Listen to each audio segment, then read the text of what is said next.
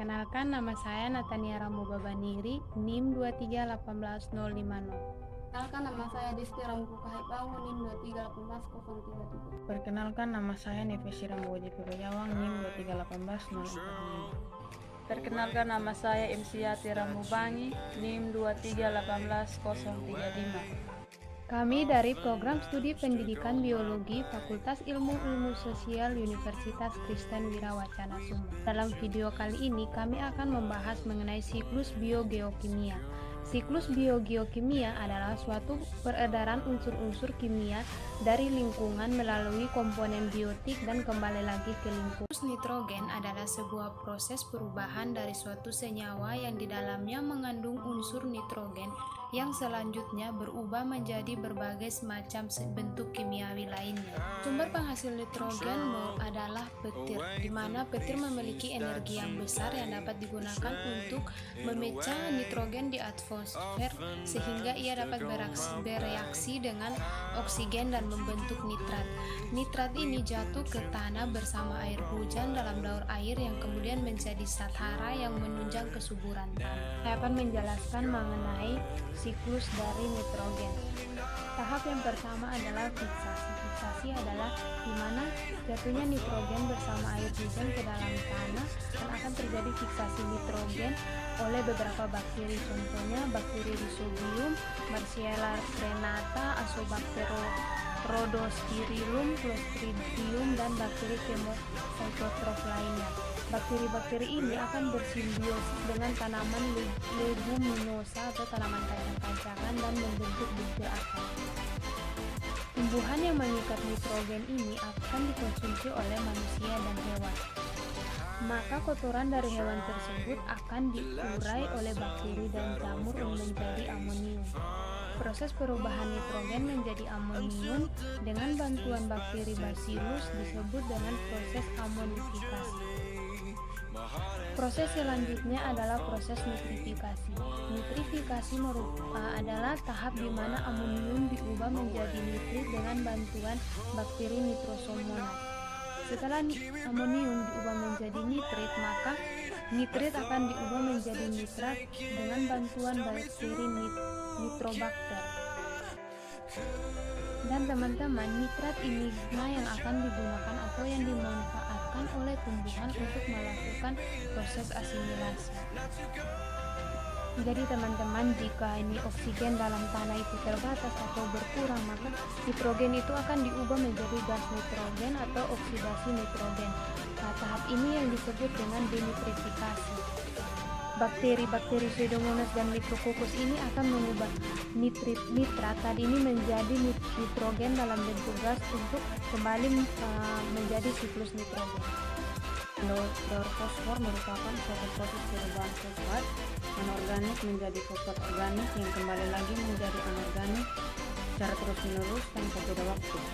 Komponen fosfor ini bisa dijumpai dalam ciri-ciri sebagai komponen pembentukan tulang dan juga gigi vertebrata. Fosfor itu siklus paling lambat jika dibandingkan dengan siklus biokimia lainnya. Fosfor masuk dalam lingkungan dari bebatuan serta deposit. Batuan fosfat dikenal dengan nama apatit, dan sumber fosfor itu dari daun deposit diperoleh dari fosil tulang dan kotoran burung. Batuan yang mengalami pelapukan akan melepas ion yang akhirnya larut ke dalam air dan tanah, kemudian diserap oleh berbagai tanaman terestrial sebagai nutrisi. Daur fosfor diawali dengan sumber utama fosfor yang ditemukan dalam batuan melalui proses pelapukan. Proses daur fosfat dilakukan oleh peran bakteri dalam tanah yang akan mencegah bahan organik menjadi bentuk fosfat yang dapat diserap tanaman. Proses terjadinya fosfor. Yang pertama itu fosfor memasuki tanah dan air melalui pelapukan batuan. Yang kedua, tanaman mengambil ion fosfor ini dari tanah. Yang ketiga, fosfor kemudian dipindahkan dari tanaman ke herbivora. Herbivora kemudian dimakan oleh karnivora. Fosfor yang diserap oleh tumbuhan dikembalikan ke tanah melalui ekskresi dan dari dikonsumsi tumbuhan dan bahan mati oleh mikroba. bahan tanaman mati dan produk-produk limbah lainnya membusuk melalui bakteri. Kemudian fosfat dilepaskan ke lingkungan. Fosfat dalam tanah tercuci atau terkikis ke dalam air. Kemudian air tersebut digunakan oleh tumbuhan dan dari tanaman sebagai nutrisi. Siklus hidrologi adalah suatu siklus yang terjadi di lingkungan perairan. Siklus ini terus berjalan dan tidak akan berhenti. Proses air dari atmosfer yang turun ke bumi dalam bentuk hujan atau salju, kemudian akan kembali lagi ke atmosfer secara berulang dan terus-menerus. Hidrologi adalah cabang dari ilmu pergerakan air atau siklus air. Sedangkan hidrosfer adalah seluruh lapisan yang ada di permukaan bumi, baik berbentuk padat maupun cair. Secara sederhana, proses siklus air atau melalui tahap yaitu air mengalami penguapan ke atmosfer, kemudian air akan membentuk gas ke awan. Sumber penghasil siklus hidrologi diawali oleh terjadinya penguapan air yang ada di permukaan bumi. Air-air juga yang tertampung di badan air seperti danau, sungai, laut, sawah, bendungan, atau waduk berubah menjadi uap karena adanya panas matahari, sehingga penguapan berupa juga terjadi pada air yang terdapat di permukaan tanah. Siklus hidrologi. Siklus hidrologi terdiri dari 8 tahap. Tahap yang pertama adalah evaporasi. Evaporasi merupakan proses berubahnya air menjadi uap air yang disebabkan oleh energi matahari atau proses penguapan air yang disebabkan oleh energi matahari. Tahap yang kedua adalah transpirasi. Transpirasi merupakan proses berubahnya air yang berasal dari tumbuhan menjadi uap air. Transpirasi dipengaruhi oleh beberapa faktor, diantaranya yaitu suhu, pergerakan angin, kelembapan udara, kelembapan tanah, dan jenis tumbuhan. Tahap yang berikut adalah sublimasi. Sublimasi merupakan proses penguapan es tanpa mengalami pencairan terlebih dahulu. Biasanya proses ini terjadi di puncak gunung dan di kutub. Yang berikut adalah kondensasi. Kondensasi merupakan proses berubahnya uap air menjadi sebuah partikel kecil yang berisikan air, contohnya seperti awan dan kabut. Tahap yang kelima adalah adveksi. Adveksi merupakan perpindahan awan dari satu wilayah ke wilayah lainnya. Perpindahan ini dipengaruhi oleh tekanan udara dan arah angin. Tahap yang keenam adalah presipitasi. Presipitasi merupakan proses mencairnya uap air yang jatuh ke bumi, biasanya berupa hujan salju, hujan es, kabut, dan growth. Tahap yang ketujuh adalah runoff. Runoff merupakan pergerakan aliran air di atas permukaan tanah akibat hujan yang lebih cepat daripada penyerapan yang dilakukan oleh tanah. Dan yang terakhir adalah infiltrasi. Infiltrasi merupakan proses penyerapan air hujan ke dalam puri-puri tanah yang dipengaruhi oleh gaya gravitasi.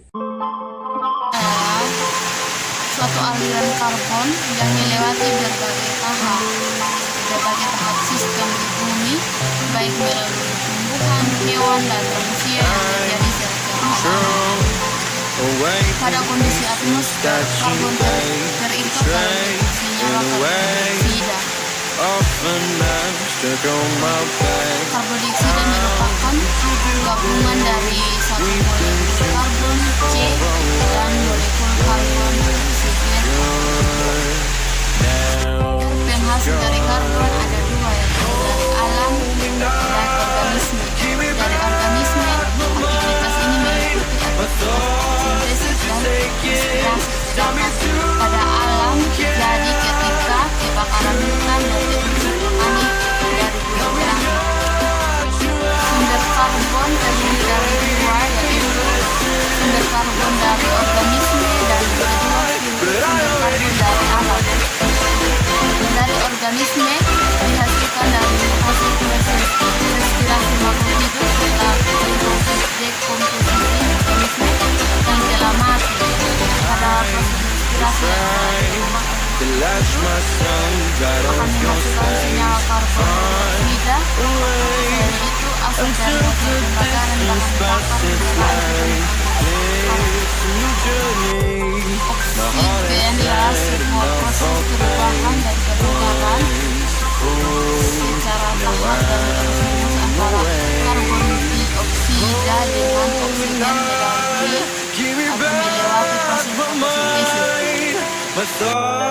Ada 3 penyebab terjadinya proses oksigen, di antaranya yaitu yang pertama respirasi atau pernapasan, kedua karena kendaraan yang menggunakan bahan bakar fosil untuk kendaraan maupun listrik motor yang dapat menghasilkan karbon